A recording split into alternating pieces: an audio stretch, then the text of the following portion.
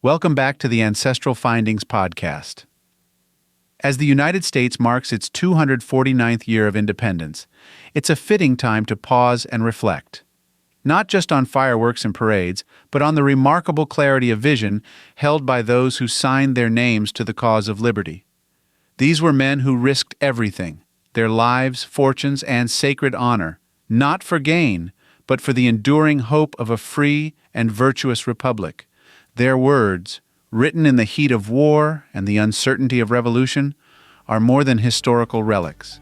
They are guideposts, warnings, encouragements to stay the course.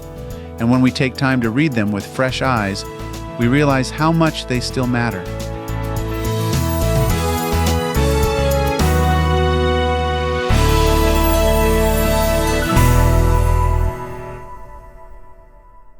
John Adams once wrote in 1776, "Take care that they don't go astray. Cultivate their minds, inspire their little hearts, raise their wishes.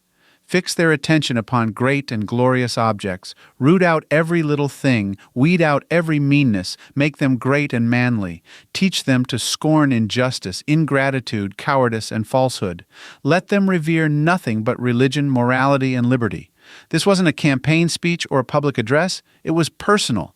Adams was speaking about raising up children with character, conviction, and clarity. He saw education not simply as learning facts, but as shaping souls. To him, liberty couldn't last without morality, and morality couldn't last without a foundation rooted in something higher. Religion, morality, and liberty were not separate ideals. They were braided together in the American experiment. Then there's Patrick Henry. In 1775, at the Virginia Convention, he addressed those still unsure about resisting British tyranny. "The battle, sir, is not to the strong alone, it is to the vigilant, the active, the brave."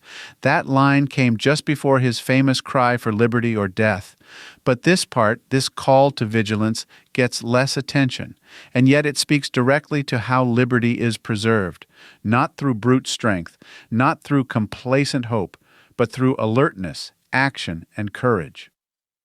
Benjamin Franklin, around the same time, gave us one of the most quoted warnings in American history.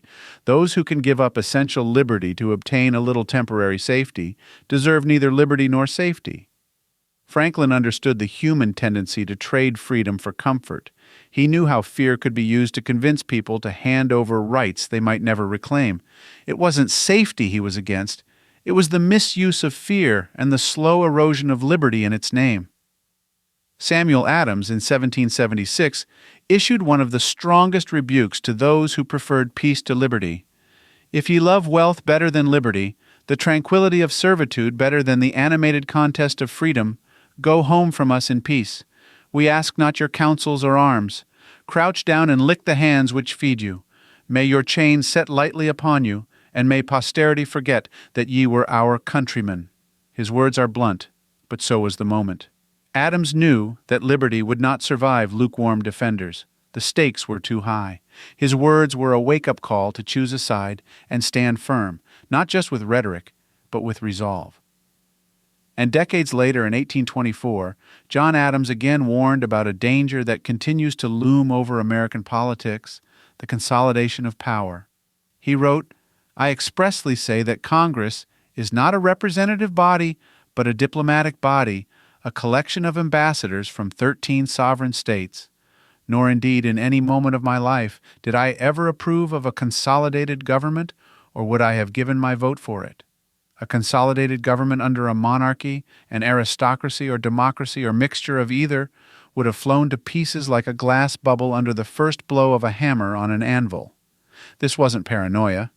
Adams had studied history. He saw how centralizing power, whether under a king or a mob, destroys balance. It crushes the voice of the states.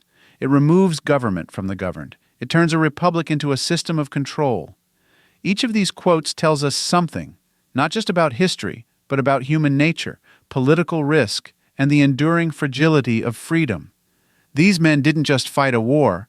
They argued for a way of life, a way of thinking, one where liberty requires character, where courage is quiet, steady, and awake, where justice, faith, and duty matter more than comfort. So as we approach our 250th year as a nation, it's worth asking, are we still listening? Are we cultivating virtue? Are we willing to be brave, vigilant, and sacrificial? Or are we trading these things for a little peace, a little prosperity, a little safety? The founders spoke with fire and with foresight. Their words weren't written to gather dust. They were written for us. For moments like this, liberty is never automatic. It must be understood. It must be valued. And most of all, it must be lived. Let's thank God for their wisdom. Let's remember their courage. And let's not waste the sacrifice it took to make us free.